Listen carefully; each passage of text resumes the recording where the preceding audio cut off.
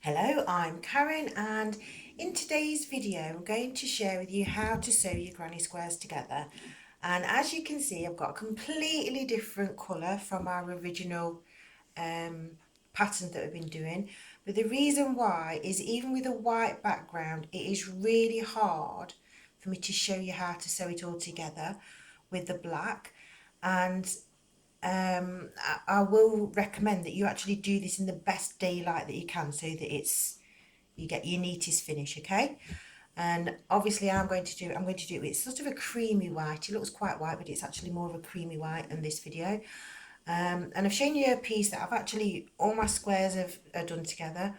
And I'm sharing this finished piece because I want you to understand that where we are with all of this is if you've been watching my history and everything else, you've got to remember we're in the 1800s. It's somewhere between 1829 and 1838.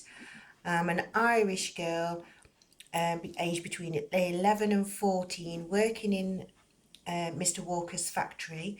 And if I do my ultimate best, then I'm going to be able to earn 15 shillings a week. And just so that you've got some kind of idea of what that value of that is that the rent for a whole month for a family home was 14 shillings a month. So there was good wages for such a young girl, and you got the better quality that you got your finish, then the more money you got. So, and I will be honest, I know that I'll be nitpicked on this one. I've got a little bit of a stitch that's out of place there, but other than that, I think that I've done a really good job. And I'm going to share with you how to actually achieve this beautiful finish. Okay, so if we put it right way round, if you want it that way round, I just like it that way round. I don't know, it's got some kind of appeal to me. But anyway, I'm going to move this out of the way, and what I've done is I've actually crocheted some, oops, sorry about the light there. I've crocheted mine up in a paler blue to be able to show you on the video.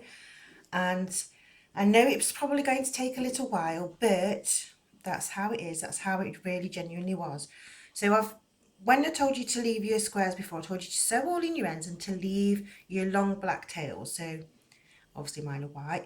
So I have the one that I'm going to use, and the other one. So I've got two pieces. So I've got my tails coming down on the bottom piece and the tails going up to the top, and I'm sandwiching them together so that the front of my work is both together on the inside. And I've got my wide-eyed darning needle, so I'm just going to thread my needle.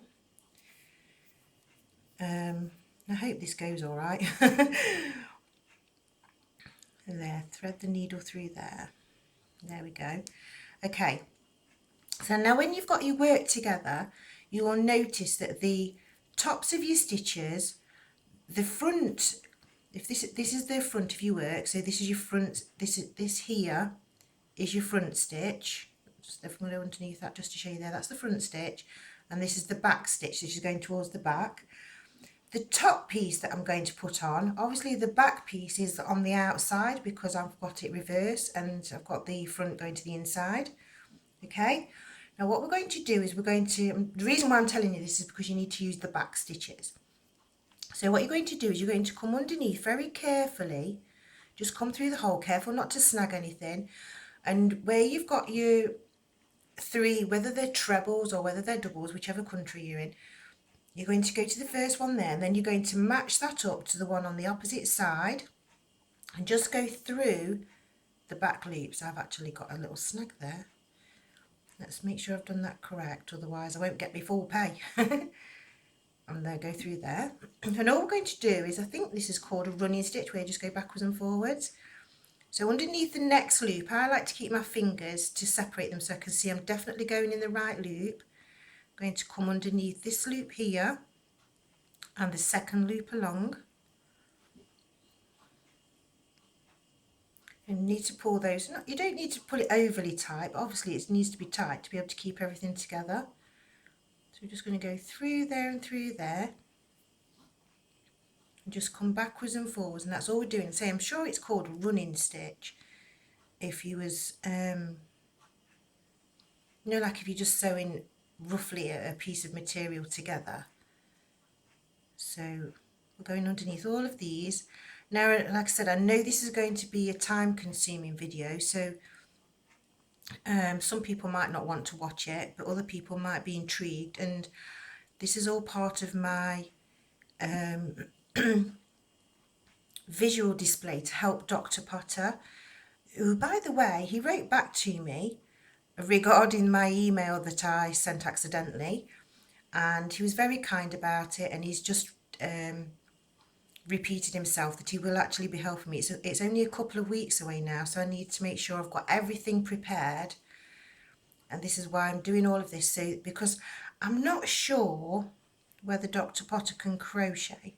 I know he's into lace and everything, but I just got this feeling that he can't actually crochet. I could be completely wrong, that could just be my imagination. Okay, so now I've sewn those bits together and I've got to this end. I'm not going to do these loops. You don't touch the loops. Now what you want to do is you want to, like I showed you before, we need to come and work ourselves away very carefully down a chain and work our way into this, into the corner where we've done our sewing, our crochet, and we've gone over. I'm going to work our yarn into there. Now, because I'm using cotton, it's a lot slippier.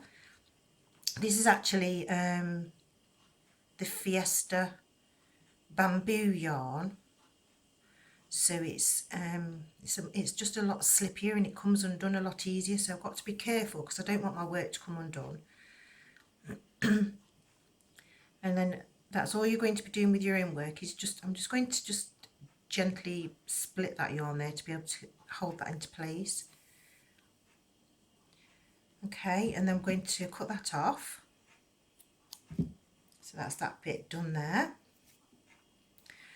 And then because I like to sew from right to left, I'm going to turn my work around. I'm going to get my other strand of yarn and thread my strand of yarn. Okay, and I've got to do the same again. Remember, I'm using the back loops. Now, because we actually did a join just there, I've got to be really careful that I'm actually picking up at the back of this, the back of the stitch there, just so that we're still at the back of each of our stitches, so that everything marries up properly. So it's going to go through there. I say marries up properly, I suppose really that's a bit of a wrong word to use, but you know what I mean. I've just got those, there was just 3 stitches to do there. Whoops, I've split that yarn, careful. Come through there. Make sure this is nice and secure. Remember, I'm not sewing into these loops at all. And now I'm going to come down through these loops into the corner there. And carefully pull that. I don't want to pull it too tight that I shorten the actual stitches there, but I need to make sure it's quite secure.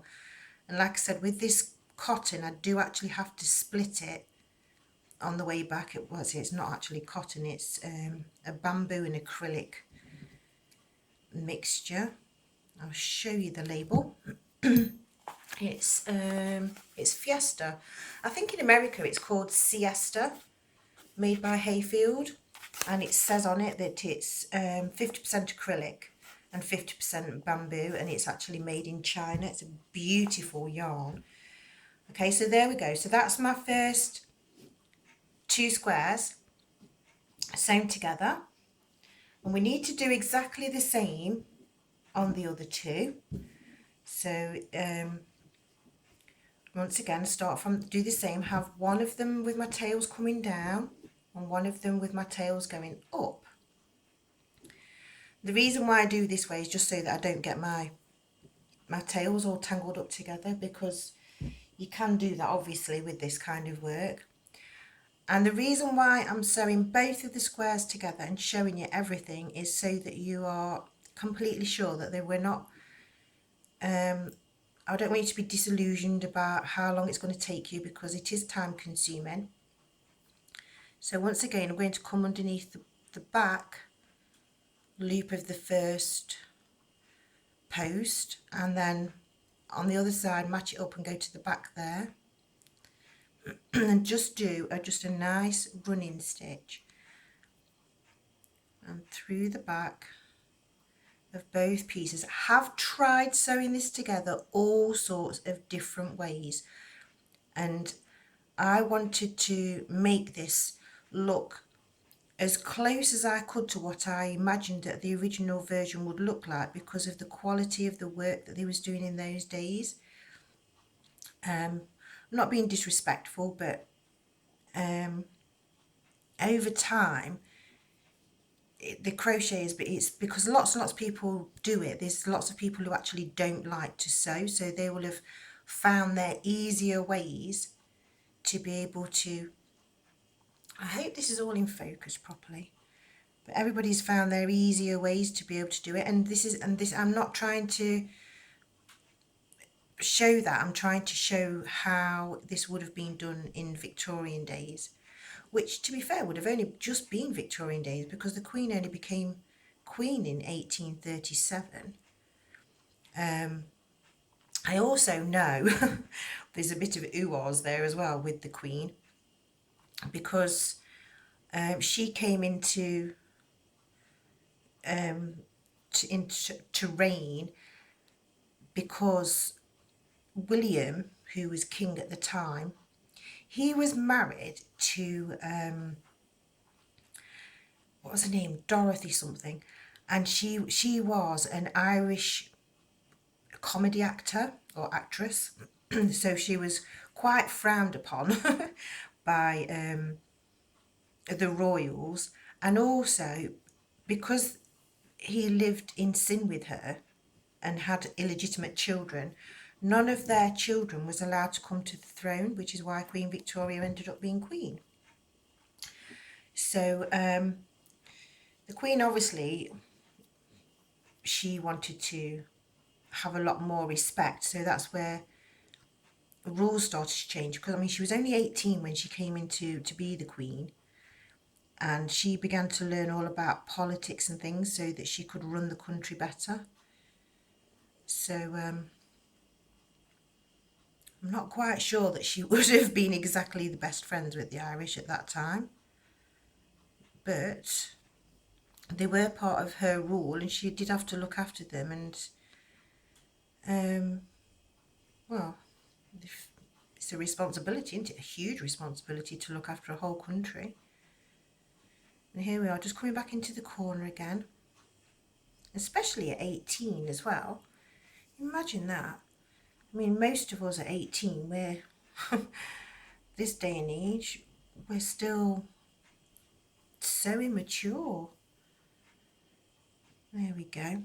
I mean, no, I know there's lots of people who are very responsible, but I mean, I was just saying, to have such a big thing when it's unexpected as well, because she wasn't expected to be queen. So there we go, that's our second piece. Now this bit is where I know these tails, these end tails here, these really do want to be sewn in, but I'm not using these tails now, because what I'm going to do is I'm going to show you how to join and get this beautiful corner, and then how to actually use the yarn that you've used to make that corner to sew in. So you want a fresh piece of yarn now, and all I can say is that I actually did mine arm's length. I've got a hook so I can measure it. I'll just get my tape measure so I can measure this bit so I can be accurate for those people that want to know how big a piece of yarn to use to be able to do this bit. So this is this piece that I've just cut out. Oops, have I done that correct? Come back down. There, it's 47 inches is what I've done off that. I say I just did an arm's length just because I like to have plenty of yarn to be able to sew in my ends. So I've got my length of yarn, okay, and oh, I need my hook for this bit, excuse me. There I was thinking I was all organised, thinking, oh, I don't need my hook for this video, and I actually do. And I've noticed I've gone off centre, so I'm going to just move back again. Right, so this is the yarn I want to actually do my corners with. So what you're going to do is go to one corner. I choose the left hand bottom corner first, catch hold of my yarn and pull it through. okay, and then you want to go underneath the other side, catch hold of your yarn, so you're going in a diamond shape, so you're going corner to corner that way round. All right, so I want to just make sure my strands are even because I like them to be even for sewing in, so just bear with me. Then what you do is you just get this piece and you tie it in a knot. Really, really nice, secure knot, okay?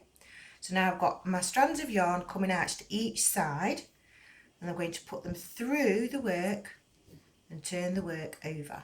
So my yarns are on the outside. And get these tail ends there out of the way. Yeah, I know this seems the bizarrest thing, but this is actually how it really genuinely works to get you the best corners.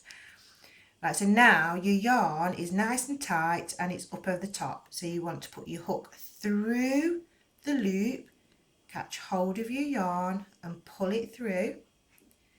And then the same to the opposite side, put your hook through there, catch the yarn and pull it through.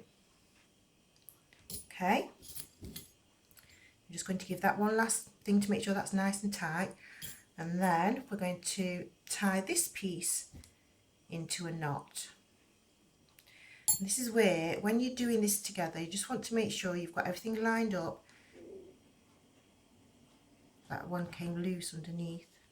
Pull that tight underneath and then pull this one tight over the top. Okay, now you can, if you want to, do a double knot. Choice is yours, or you can do that where you wrap over twice, but I'm not going to. I shall make sure I pull it tight as I go along. So I'm going to thread my needle again, and now I'm going to start working from the centre back to that side. Now obviously I've got a little bit of a chain I need to work into before I can get to these actual stitches, so just gently come through and put my yarn through so that you can't see I've gone down the actual chain. And then you do the same again that you did before. You come from the back loop of this first post of this set of 3 and into the back loop of the first one on the opposite side. I'm going to do another running stitch, coming back through from this side and just backwards and forwards, gently going through them. And I've got to be ever so careful because this bamboo yarn splits so easily. When you do it with the black wool, this all becomes completely invisible. It's such a cool magic trick. and this is why I was trying to say to Dr. Potter, is the granny square in particular is a magical piece of work. It's not just like the other ones that has become a garment or anything like that. There's something special about this, the way that everything is hidden. And when they was making lace, they would have also had to make sure every single thing was hidden because they didn't want people copying off their designs. The designs had to be unique to them because Limerick lace couldn't look have the same pattern as the French lace, because then the French the competition wise, so they needed to have their own different designs, so everything was all kept secret. And I think that when they actually first learned how to, I think when Mamselle Rigaud first discovered that she could do this, I think Charles was impressed with her and he believed in her so much, which is why he went to Ireland with her and to set up their business so that it could all be kept a secret, because the competition that they had in England with Nottingham lace was very big, and this was completely different. And I think maybe Mamselle Rigaud's dad, he didn't believe that people would all be able to crochet at the same, like with your tension, so that like all your work is the same. Because it's like, if you imagine you've got 6 girls all crocheting this same, you know, like doing these squares, they all need to match. All their stitches need to be exactly the same. They all need to be the same tension. They needed to have used the same hook to be able to get it. So it's like us, if we all used exactly the same hook and we all made ourselves a square, and then through the world of nature have somehow miraculously got them all together and then sewed them all together, they should all theoretically match.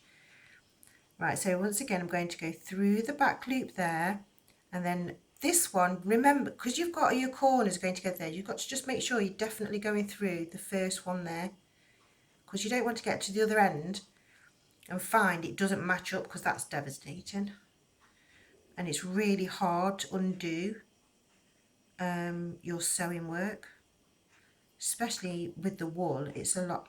I don't know why. Maybe it's just because this is so slippy, but this one's easier to pull undone.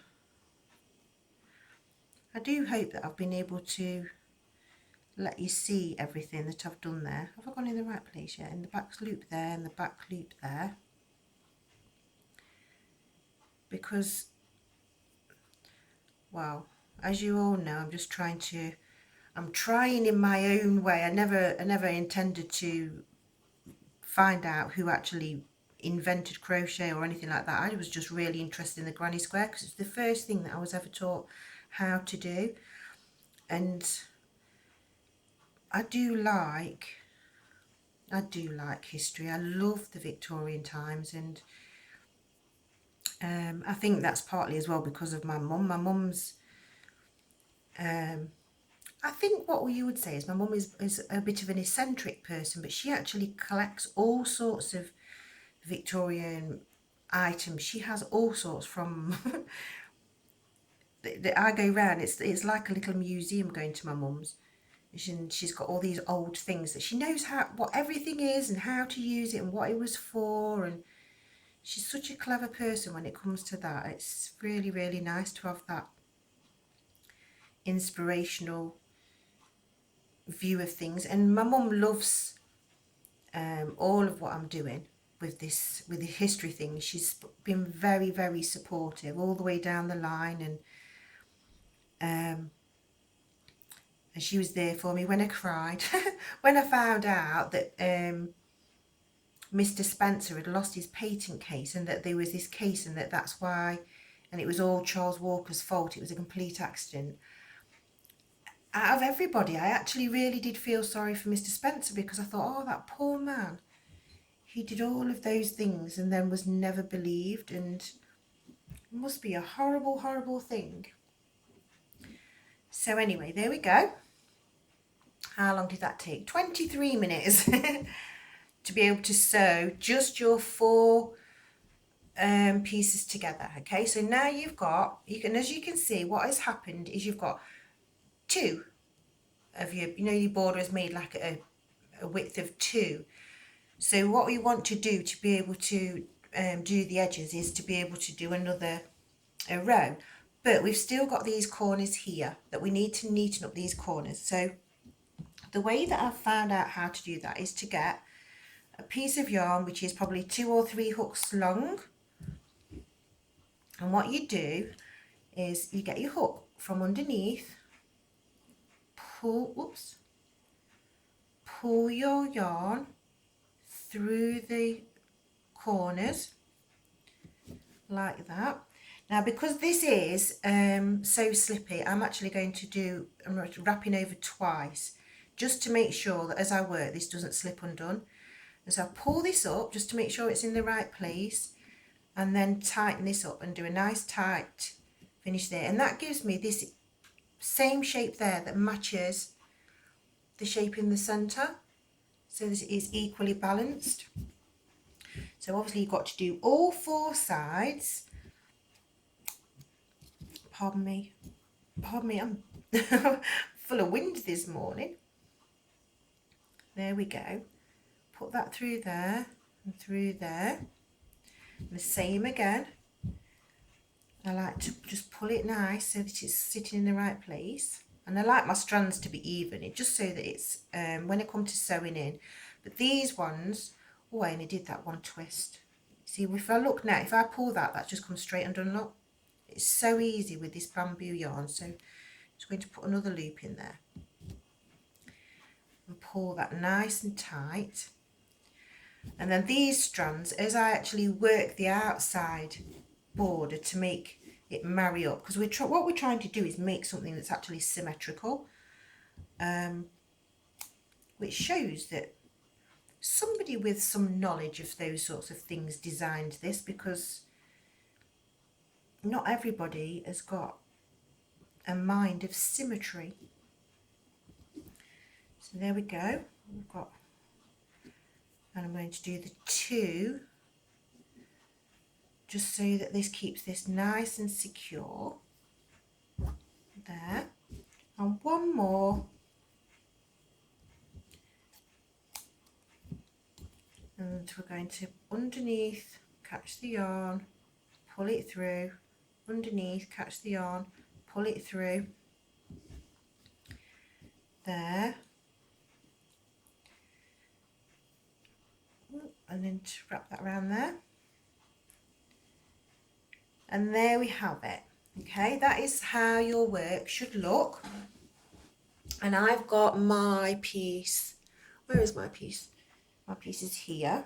This is my, I've already sewn my black pieces together, and obviously you can't even see, you can't appreciate at all with the video how nice it looks. So by doing it in the white, and I just chose plain blue so you wasn't distracted away from what we're trying to create is this beautiful piece of work, look. And when we turn it over on the opposite side, it's got this lovely finish as well. So it's one of those ones where if it did get put on the bed accidentally upside down, it's still very, very nice and neat. Okay, so that is the end of this video. So that's another half an hour. So I'm actually working this out, okay, so that how long this is going to take to be able to make a full bed. I did say that I was adding up the squares, and I have done, and I will let you know in the next video. So the next video, I'm going to show you how to then, because what we need to do now is we need to go all the way around again. Okay, so we're going to sit and do that in the next video. So thank you for watching, thank you for liking, thank you for subscribing, thank you for your thumbs up, thank you for your lovely comments, and I will get back to you soon with those. So thanks again, bye for now.